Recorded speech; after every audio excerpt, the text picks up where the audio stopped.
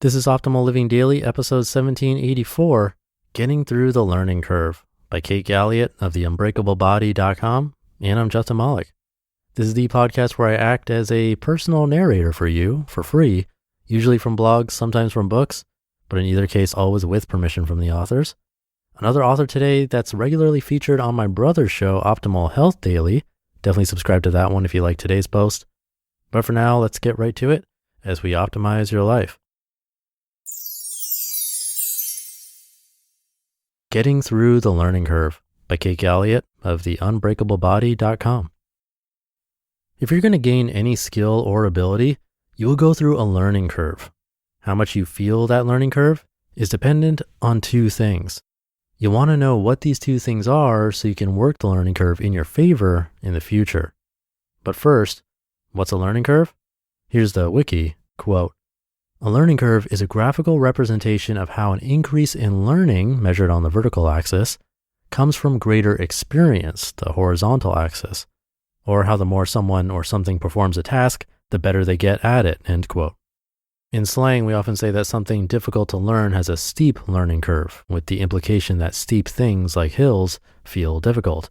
But if you take a look at a steep curve on a graph, it indicates you're learning a lot in a short amount of time, which may or may not be difficult. A learning curve can be steep, shallow, short, or long, but only one thing really matters. How much do you feel the curve? When you feel the curve, you know it. You feel your deficiency in this skill or ability. When you feel the curve, you're more likely to become frustrated, and you're more likely to quit before you get through the curve. Two things influence how much you feel a learning curve, and if you use them to your advantage, you're going to navigate the curve better. It's worth understanding these two things because what other option do you have? Quitting? How much you feel a learning curve is influenced by aptitude. Aptitude is your natural ability or skill. You were born with it. If a learning curve is for a skill that is within your aptitude, you'll likely only feel the learning curve minimally, if at all. It's good to capitalize on your natural aptitudes by learning skills that naturally fit with them. But if you only ever do things where you don't feel the learning curve, it's likely not expanding your abilities much. Aptitude is great, but aptitude alone won't get you very far. We've all heard a story somewhere along the way where a kid has a natural aptitude for sports or school, but doesn't put the work in to better themselves. And then what happens? All the other kids who weren't as naturally talented at that thing, but who worked their tails off, caught up and surpassed the natural talent in the end. You do not have aptitude for everything, and if you'd like to write yourself off because you don't have aptitude for something, that's fine, but you're overlooking something major. You have aptitude for something, and you can exploit that aptitude to get you through the learning curve of something else for which you have less aptitude. An example, if your aptitude for public speaking is low, you get nerves, you easily forget what you wanted to say, but your aptitude for things like mental imagery is high, you can easily picture things in detail in your mind, you can exploit that to help you improve as a public speaker. There's a well-known technique for doing just this. Rather than banging your head against a wall trying to become someone who's naturally talented at flowing through a speech, you do this. Make a memory palace. With this mental imagery technique, you imagine your own home or a similar place you know well, assign key points or phrases in your speech to each place in your home. You'll give your speech by walking through your house in your mind's eye and allowing your mental image of the living room, for example, to remind you of the key point you assigned to that room and the subsequent details that will come from that key point. By doing this, you put your aptitude in one arena to use to help you improve in another arena. Now, this sort of exploitation of aptitude will certainly make it feel more doable to get through a difficult feeling learning curve, but the second thing that determines how much you feel a learning curve will be what gets you through or what becomes your undoing. How you interact with uncertainty.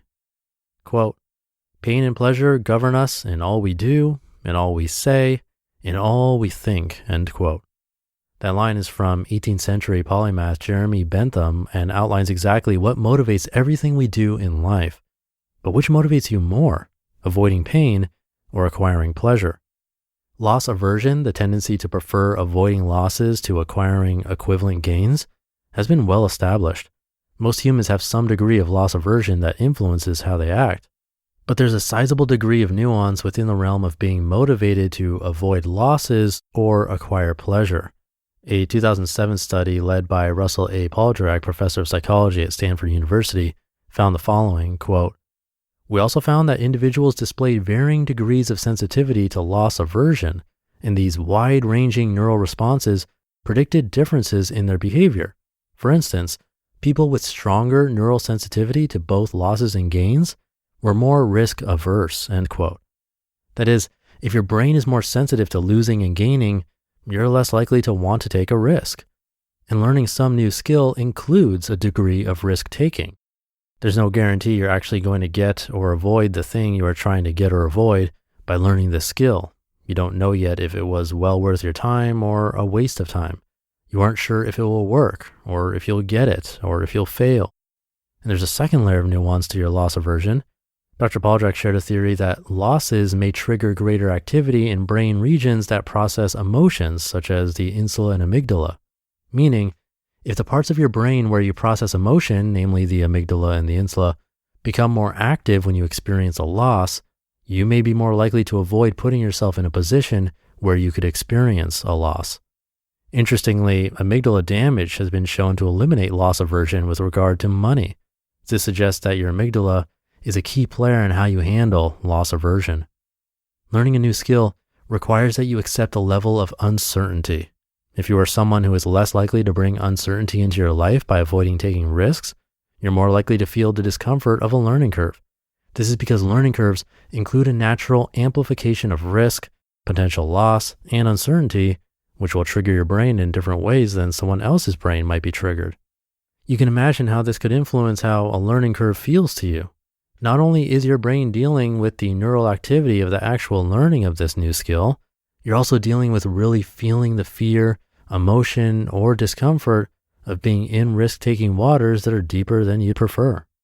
And so, to navigate your next learning curve in a way that feels more doable and less like you should quit because it's just too much, it really comes down to understanding yourself better.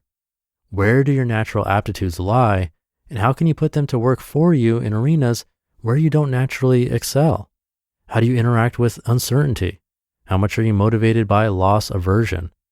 Learning new skills is awesome. Feeling like you suck is not awesome. Take some time to learn about your own personal nuances in these realms and put what you've uncovered into your next learning curve.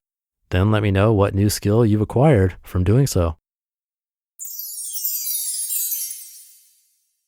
You just listened to the post titled Getting Through the Learning Curve by Kate Galliett of the Unbreakablebody.com. I'll keep this ending short for today. Have a great rest of your day, and I'll see you tomorrow for the Friday show, where your optimal life awaits.